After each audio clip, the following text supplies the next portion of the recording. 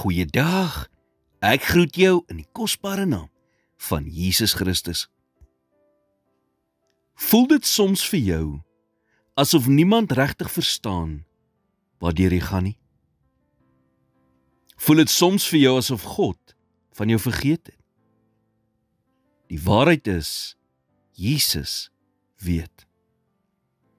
Onthou jy die siek man by die bad van Bethesda in Johannes 5? Die woord sê dat die man 38 jaar lank aan sy siekte gely het. Maar dan lees 'n mens iets in vers 6 wat baie betekenis het. Daar staan: toe Jesus hom sien lê, terwyl hy geweet het dat hy al 'n lang tyd siek was. Jesus het geweet. Hy het geweet hoe lank daardie man gely het. En hy het presies geweet wat hy nodig gehad het.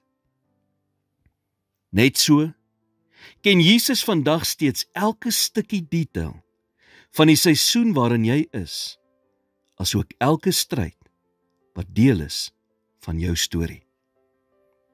Hy weet wat in jou gedagtes aangaan, asook waar jy tans in jou lewe is. Hy sien dieper wat in jou hart aangaan, as wat enigiemand anders kan sien.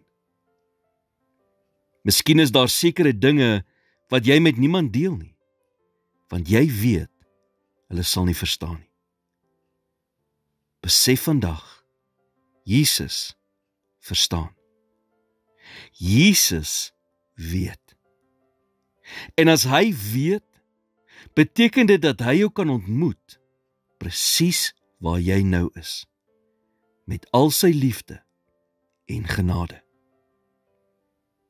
Moet dus nie probeer om dinge weg te steek nie, maar stort jou hart vandag voor God uit. Hy hou jou nie net van 'n afstand af dop nie. Nee, hy is naby. Hy is by jou en hy weet presies wat jy vandag nodig het. Here, dankie dat U my ten volle ken. U ken my gedagtes, my hart en my stryd. Help my om eerlik met U te wees en te vertrou dat U my liefhet met al my tekortkominge. Leer my om my hart oop te maak vir U genade en om te leef met die vertroue dat U altyd met my is. In Jesus naam bid ek dit.